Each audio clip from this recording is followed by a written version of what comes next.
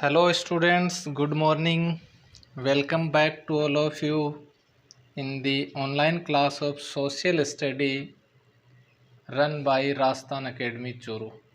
Students, अपना topic चल रहा था इलेक्ट्रल पॉलिटिक्स का, चुनावी राजनीति का, जिसके बारे में हमने फर्स्ट वीडियो के अंदर स्टडी किया था। हरियाणा में जो असेंबली इलेक्शन हुए थे उनके बारे में, किस प्रकार से वो प्रोमिस करते हैं, किस प्रकार से वोटर्स हैं वो अपनी गवर्नमेंट चुनते हैं। उसके बाद में सेकंड टॉपिक हमने डिस्कस किया था कि why do we need elections, कि हमें इलेक्शंस की आवश्यकता क्यों होती है, चुनाव हैं वो क्यों ज़रूरी हैं। तो उसके बारे में हमने पढ़ा था कि डेमोक्रेसी के अंदर इलेक्शंस हैं वो बहुत ज़्यादा अनिवार्य है, उनकी बहुत ज़्यादा भूमिका रहती है डेमोक्रेसी में। नेक्स्ट, आज अपना जो टॉपिक हम जो न्यू टॉपिक जो हम पढ़ेंगे वो देखिए, नेक्स्ट है अपना वोट आर। तो वोट आर इलेक्शंस जो हैं उनके अंदर देखिए, इलेक्शंस क्या हैं, चुनाव हैं क्या। It is a mechanism by which people can choose their representative at regular intervals and change them if they wish to do so।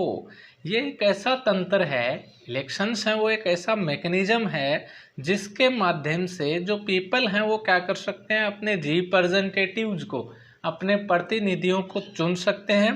कब? रेगुलर इंटरवल्स, यानी नियमित अंतराल के बाद, और जब चाहें उनको वो चेंज कर सकते हैं। यदि चाहें तो नियमित अंतराल के बाद उनको चेंज कर सकते हैं। जैसे हम भी देख सकते हैं कि अपने भी अलग अलग पॉलिटिकल पार्टीज़ हैं, वो चुनाव इलेक्शन उनके होते हैं, उसके अंदर जो गवर्नमेंट्स हैं अलग अलग पार्टीज़ के माध्यम से बदलती रहती हैं। जब लोग चाहते हैं उसी गवर्नमेंट को वो इलेक्ट करते हैं, चुनते हैं। तो देखिए, दिस मैकेनिज्म कॉल्ड इलेक्शंस, इस पर ये जो तंत्र है वही क्या कहलाता है, इलेक्शन कहलाते हैं। Elections are considered essential in our times for any representative democracy. कोई भी रिप्रेजेंटेटिव डेमोक्रेसी जो है, शायद डायरेक्ट पीपल के द्वारा डेमोक्रेसी तो है भी नहीं, और कोई बहुत छोटे जो देश हैं वहाँ पर संभव हो सकता है जहाँ पर लोग स्वयं क्या करते हो, रिप्रेजेंट करते हो। बाकी तो रिप्रेजेंटेटिव के माध्यम से ही डेमोक्रेसी चलती है। इंडिया में जैसे हम अपनी कॉन्स्टिट्यूंसी के अंदर अपना एमएलए है उसको इलेक्ट करते हैं, फिर हमारी बात आगे वो रखता है विधानसभा के अंदर। तो जो भी रिप्रेजेंटेटिव्स डेमोक्रेसीज हैं उनके अंदर ये एसेंशियल हैं, अनिवार्य हैं चुनाव।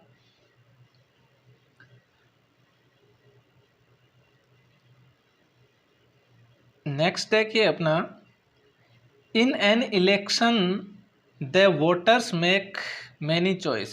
इलेक्शन के अंदर जो वोटर्स हैं उनके सामने बहुत सारी चॉइस होती हैं, वो अपनी चॉइस के अकॉर्डिंग अपने रिप्रेजेंटेटिव को चुन सकते हैं।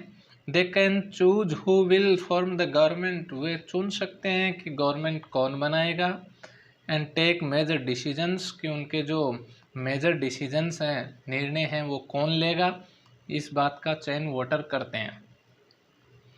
They can choose the party whose policies will guide the government and law making. वे उस पार्टी को चुनते हैं जिसकी नीतियां सरकार को गाइड करेंगी, उनके लिए कानून बनाएंगी, उनके लिए नए नए डिसीजन लेंगी। इस बात का चयन लोग हैं वो इलेक्शन के माध्यम से ही कर सकते हैं। देखिए नेक्स्ट, देखिए अपना, vote makes an election democratic. Elections हैं उनको डेमोक्रेटिक कैसे बनते हैं, ये इलेक्शन को हम डेमोक्रेटिक कैसे मान सकते हैं, कौन सी ऐसी बातें हैं जो चुनाव को डेमोक्रेटिक बनाती हैं। देखिए, there are certain conditions which make an election democratic. कुछ सर्टेन कंडीशंस हैं, परिस्थितियां हैं जो चुनाव को, इलेक्शन को डेमोक्रेटिक बनाती हैं, यानी सबके लिए समान रूप से इसे लोकतांत्रिक बनाती हैं। Everyone should be able to choose, प्रत्येक को चुनने की क्या है, अनुमति है, एबल है वो। This means that everyone should have one vote and every vote should have equal value। इसका मतलब यह है कि प्रत्येक व्यक्ति को वोट डालने का अधिकार है और प्रत्येक वोट की जो वैल्यू है वो क्या है, एक समान है, इक्वल है। There should be something to choose from parties and candidates should be free to contest election. जो ये पार्टीज हैं, कैंडिडेट्स हैं, वो चुनाव लड़ने के लिए स्वतंत्र हैं, लोग हैं वो अपना वोट डालने के लिए स्वतंत्र हैं, उनकी वोटों की जो कीमत है वो सेम है। Should offer some real choice to the voters, voters को उनकी जो रियल चॉइस है वो उसके सामने रहती है, व्यक्ति अपनी मर्जी से वोट डाल सकता है। तो ये क्या है कि डेमोक्रेसी है, डेमोक्रेटिक है, इसका मतलब इलेक्शन। हम अपनी इच्छा अनुसार यदि उसमें वोटिंग कर सकते हैं तो वो क्या होगी, डेमोक्रेसी होगी। जैसे अपने यहाँ इंडिया में है, वोट है, गुप्त मतदान होता है, हम किसी को अपने वोट ऐसे नहीं बताते वोट किसको डालना है, अपनी इच्छा के अनुसार वोटिंग हम करते हैं। नेक्स्ट थिंग देखिए इसकी, the choice should be offered at regular intervals. जो चॉइस है उसको वो एक नियमित अंतराल के बाद में, ये नहीं कि हमने एक बार वोटिंग कर दी, एक बार अपना लीडर चुन लिया तो फिर वो हटेगा नहीं। एक यदि वो अपने लिए कार्य नहीं करता है, अपने लोगों के हित में कार्य नहीं करता है, तो 5 वर्ष के अंतराल के बाद दोबारा चुनाव होते हैं तो हम उसको वोट नहीं करते हैं, अपना नया लीडर चुन लेते हैं। तो रेगुलर इंटरवल के बाद ये इलेक्शन कैंपेन होते रहते हैं, चलते रहते हैं। नेक्स्ट देखिए इसका,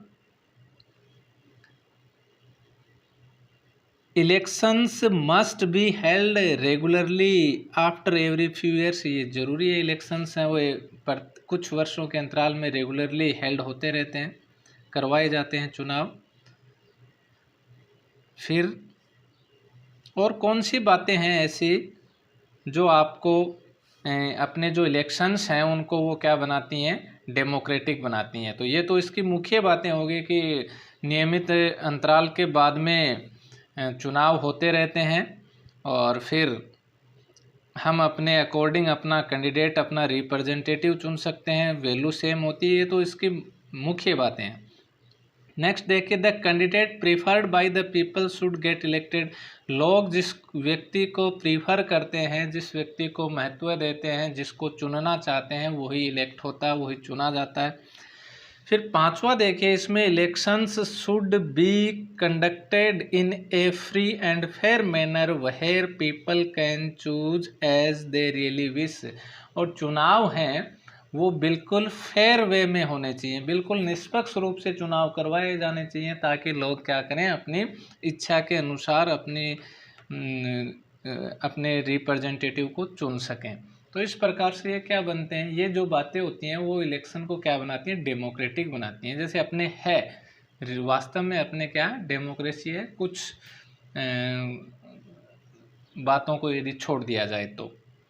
नेक्स्ट आता अपना पॉलिटिकल कंपटीशन, राजनीतिक प्रतिस्पर्धा। ये भी जरूरी है, डेमोक्रेसी के लिए पॉलिटिकल कंपटीशन भी जरूरी है। यदि कंपटीशन नहीं होगा तो लीडर अपने सामने एक ही रहेगा, तो कंपटीशन बहुत ज़्यादा ज़रूरी है। देयर इज नो डिनाइंग, इस बात से मना नहीं किया जा सकता, the fact that political competition is essential in elections. चुनाव के अंदर राजनीतिक प्रतिस्पर्धा है वो क्या बहुत ज़्यादा ज़रूरी है।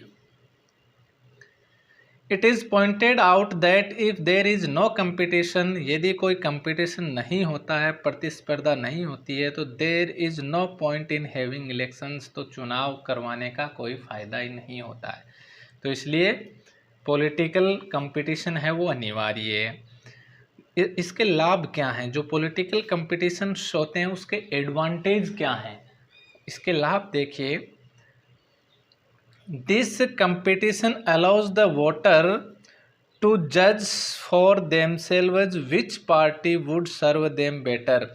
यदि कंपटीशन होगा, 2 या 3, 4, 5 पार्टीज होंगी, तो लोगों को इस बात की अनुमति मिलती है, वो चुनने के ऑप्शन उसके साथ में मिलते हैं कि उनके ऊपर जो रूल करेगा वो कौन सी पार्टी करेगी, कौन सी पार्टी उनकी सर्व करेगी, उनकी सेवा करेगी अच्छे तरीके से। यदि कंपटीशन होगा तो ये बातें होंगी। विदाउट दिस कंपटीशन, यदि ये कंपटीशन नहीं होगा तो no candidate shall ever feel himself responsible to his voters because he had not come to ask for their votes. और यदि कंपटीशन नहीं होगा तो रिप्रेजेंटेटिव जो हैं वो वोट मांगने के लिए नहीं आएंगे, यदि वोटों के लिए वो नहीं आएंगे तो वो अपने आप को वोटर्स के प्रति रिस्पॉन्सिबल भी नहीं समझेंगे, जिम्मेदार भी नहीं समझेंगे कि वो अपने वोटर्स के प्रति रिस्पॉन्सिबल है। तो इस प्रकार से ये कंपटीशन होना ज़रूरी है। इसके ये लाभ है कि वोटर्स के प्रति जो कैंडिडेट होगा वो रिस्पॉन्सिबल होगा। But political competition has many defects, उसमें कुछ डिफेक्ट्स, उसमें कमियां भी हैं, विच मस्ट बी रिमूव्ड, जिनको हटाया भी जाना चाहिए। कुछ इसके अंदर कमियां भी हैं, इसकी डिसएडवांटेज भी हैं।